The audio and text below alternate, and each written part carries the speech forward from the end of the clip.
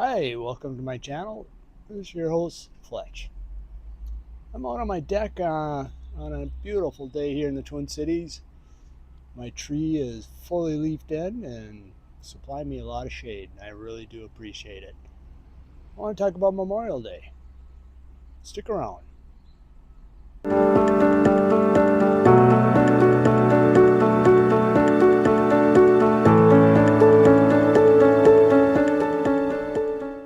Yeah, today I want to talk about Memorial Day. Probably when you view this, it's probably gone and past, but at the end of this vlog, I think there's something you might want to think about if you do live here in the Twin Cities. Memorial Day is about the service people, men and women, who lost their lives in a line of duty. And we all appreciate that. It just, the freedom that we have now because of them is so much appreciated. And things I can do is endless. I mean, everything, I can do what I want, almost within the laws, of course, but just the things that we can do because of them, the men and women, we do appreciate it. So thank you. Uh, it became a holiday. Officially moved it to the last Monday of May in 1971, and it was a day they they call it the gateway to summer, basically. But of course, it just a remembrance of the service people that we lost. It honors the people that have died. There's also Veterans Day, which is in November 11th, which is includes the people that are alive today that help get our freedom or keep our freedom also. So separate day, but a big day in all of our lives. Like I said, you know, people think of Memorial Day. It's a gateway to summer. This is it. Summer is officially here. Today, of course, it's it's going to be 90 degrees. So yes, summer is here now since we passed Memorial Day the other day. Uh, Other people, like, I'm a big race car fan. The Indy 500 is the day before Memorial. Big event. It Actually, I was doing a little reading on it that it was canceled back in the early 1900s, 17 and 18, and then it was canceled 42, 43, 44, and 45 because of World War II. That was a big time in U.S. history that a lot of the men were fighting, and there just you know wasn't a lot of men here to. Well, the country had to keep going, moving forward, get everything done. Uh, so, yeah, that was a big event when they canceled it and canceled a lot of things in between 42 and 45. I'm sure. So that leads into this past Memorial Day, well, the day before. Did my dad was in the service, so I really didn't know the whole history. Kind of know bits and pieces. He really he didn't talk about it much. Uh, he actually did get drafted in 1953, and I asked him, where did you go? He went to Arkansas. And I said, okay, how'd you get there? He said, Twin Cities, took a train down through Chicago into Arkansas. He said it wasn't a lot of fun, and basic training in Arkansas. He said, I think it was springtime. It was hot and sticky. Wasn't very comfortable. He was there for 16 weeks, and it was grueling. Uh, basically, the Korea War was going on, in 53. It finally ended in July 53. So he was in the service, didn't get called to go fight or anything like that, but probably didn't want to be there, but proud to, help the service. He mentioned that, of course. He actually went to, when he's done with basic training in Arkansas for 16 weeks, they did move him to Oklahoma. He said the facilities were a lot nicer. I said, "What'd you do?" He said, "Basically, we just trained to finish out the 2 years that he was in the service." And he completed the 2 years. He was asked to re-enlist. He chose not to, and that still meant, though, you were on reserve for up to probably another 4 to 6 years, I believe he said. And really wasn't, reserve is, for him, was, he didn't have to go do a monthly deal, but he did, was on a list, and that he would get called up if they needed him. He felt he probably wouldn't have got called up because he had an ear situation during basics and lost some of it, and he felt that he probably wouldn't have gotten chosen then too.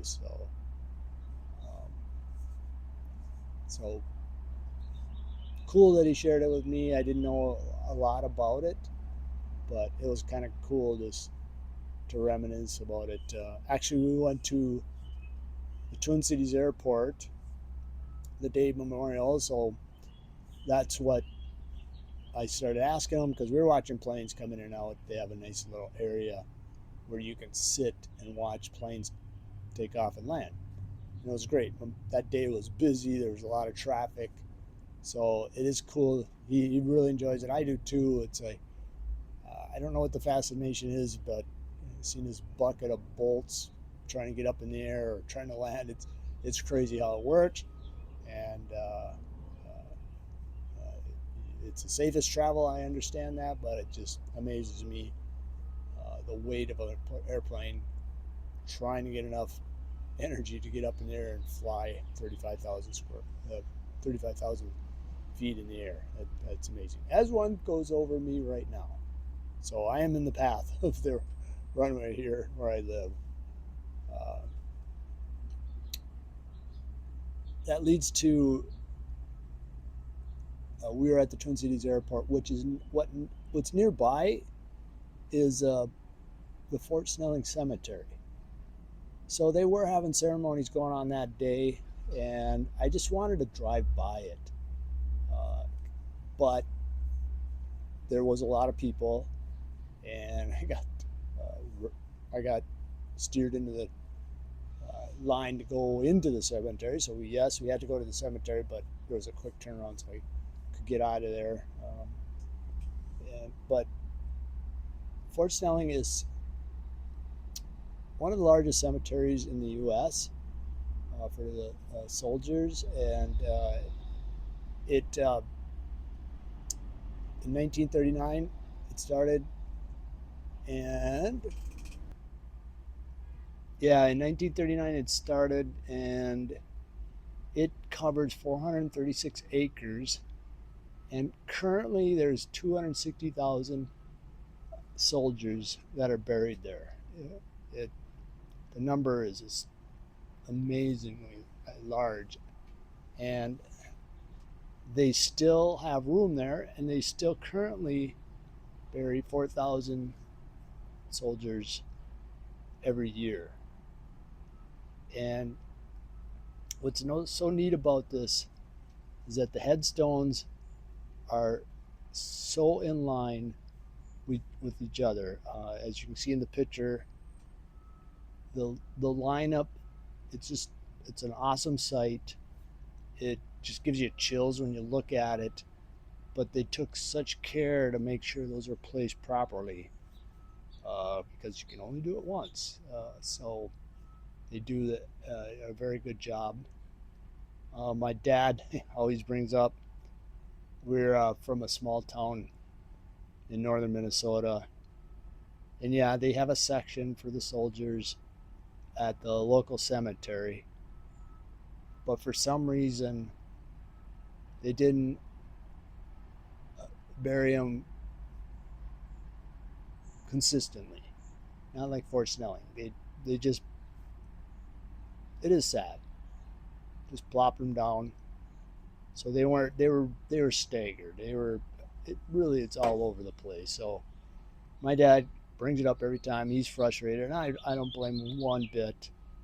When you go by that Fort Snelling, it it just gives you chills, and how they still currently are adding to that cemetery. A while back, uh, my uncle was buried there, and it was a 15-minute ceremony, and they do so many ceremonies throughout the day that you have a time frame, and they just set you up.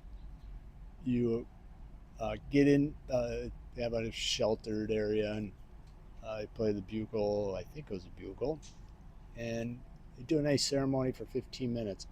And it's an in and out situation. There's other families lined up, very well run, and it was an honor just to be there. To witness that. My uncle's in the Korea War, and yeah, his family is very happy with the ceremony. Also, with the Fort Snelling Cemetery, every year, right before Memorial Day, they put flags at each headstone in the cemetery. So they said there's 260,000. Uh, Apparently, they put up to 200,000 flags. I suppose there's other monuments there that they have in that 260.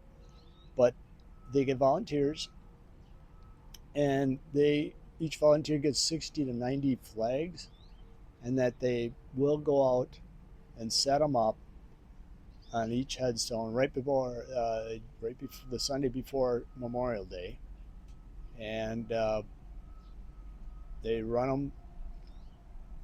And I take that back. I think I'm incorrect. I think they do it, get it set up for Memorial Day services. So all these headstones have flags, and the volunteers. It's just amazing.